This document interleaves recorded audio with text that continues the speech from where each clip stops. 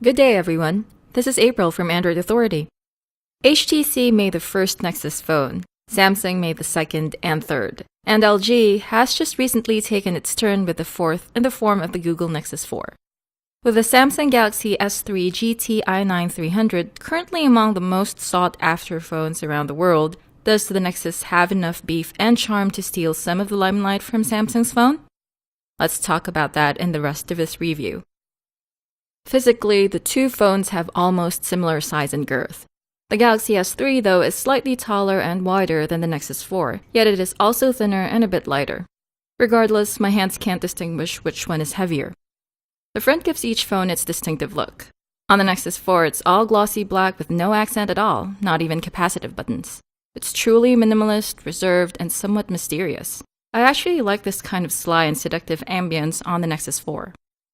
On the Galaxy S3, there's the phone speaker grille and Samsung logo in shiny silver, and the elongated home button with silver lining flanked by the capacitive menu and back buttons.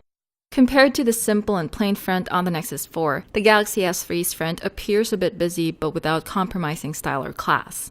The thing I like most about the Galaxy S3's front is its black-blue theme, coupled with the brushed metal finish on its bezel and on its plastic frame. The positioning of the hardware buttons and ports on the phone sides are practically similar on both phones. Headphone jack at the top side, micro USB port at the bottom side, power button at the right side, and the volume rocker at the left side. One difference between them is that the Nexus 4's SIM tray is also here on the left side. On the Galaxy S3, it's underneath the back cover. Also, there are Torx screws on both sides of the micro USB port on the Nexus 4. I feel that they detract from the Nexus 4's otherwise attractive looks. The back panel is where the Nexus 4, I believe, simply outshines the Galaxy S3 in terms of aesthetics. This is a layer of scratch-proof Corning Gorilla Glass 2, which provides a glossy layer of protection not just to the 8-megapixel camera, but also to the twinkling crystals underneath.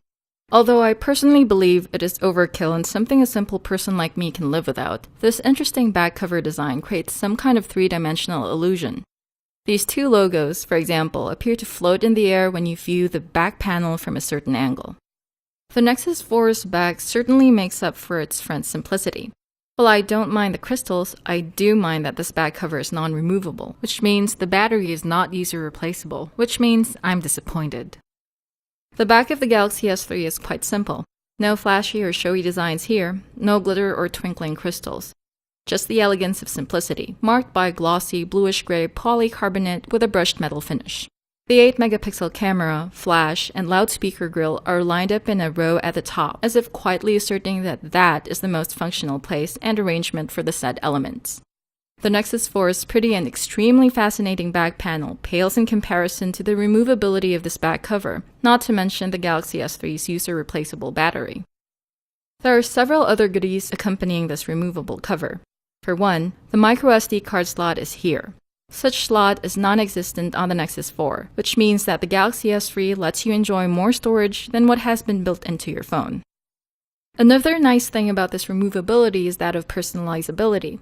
For instance, I can check in a third-party battery with bigger capacity. I can replace the back cover with one of another color when the current one has been scratched and gashed too much. I can even replace the back cover with a flapped custom back cover like this one.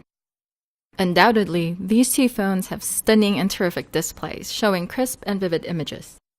For media consumption, the Galaxy S3 is great because it is brilliant, vibrant, and saturated. But if, like me, you prefer a slightly subdued and more realistic display, the Nexus 4 can deliver quite well.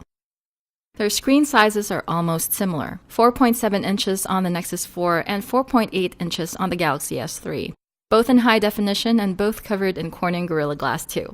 They use different display technologies, True HD IPS Plus technology on the Nexus 4 and HD Super AMOLED on the Galaxy S3. The touchscreens on both phones are truly snappy and very responsive to touch. Navigation, viewing media files, web browsing, and HD gaming are generally very fluid in both phones too, thanks to quad-core processing on both phones. However, I noticed that the Galaxy S3 stalls a little bit when launching apps. I also observed some minor jitter when scrolling web pages on both phones. 1080p Full HD videos are a joy to watch on these two phones. If you desire only pleasure for watching your videos, these two phones are perfect for the job. I didn't observe any flicker, lag, stutter, or freezing when playing videos on these phones. audio playback is great. Plus the equalizer presets, the multi-band equalizer, and several other audio enhancements can make music listening simply wonderful. To add to their processing muscle, both phones also come with standard connectivity features found in most recent high-end Android phones: 2G and 3G, Wi-Fi and Wi-Fi Direct, Bluetooth, NFC, and DLNA. The 8-megapixel cameras on these two phones are amazing. Both are able to capture crisp and vibrant photos in various sizes and with no noticeable shutter lag. Photos are captured almost as instantly as tapping the shutter. Autofocus is quick too.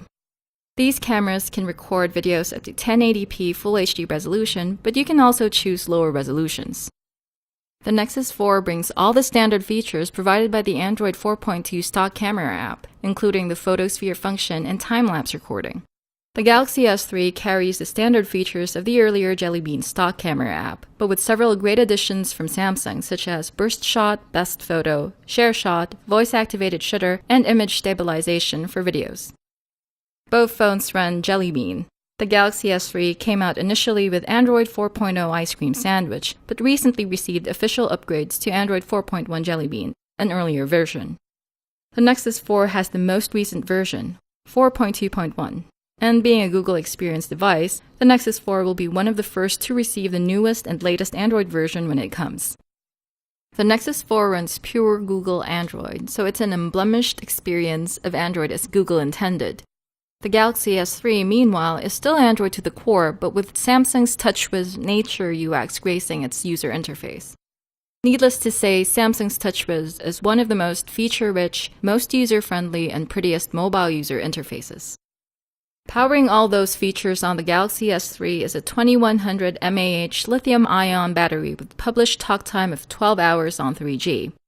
On the Nexus 4 is a 2100 mAh lithium polymer battery said to provide up to 15 hours of talk time on 3G.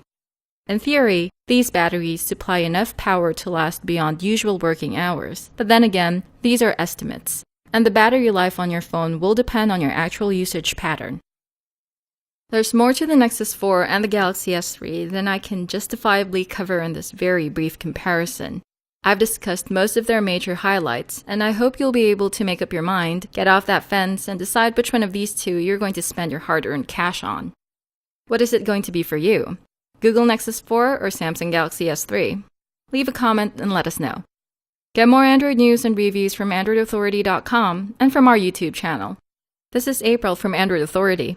Thank you for watching, and may the light side of the Android force be with you.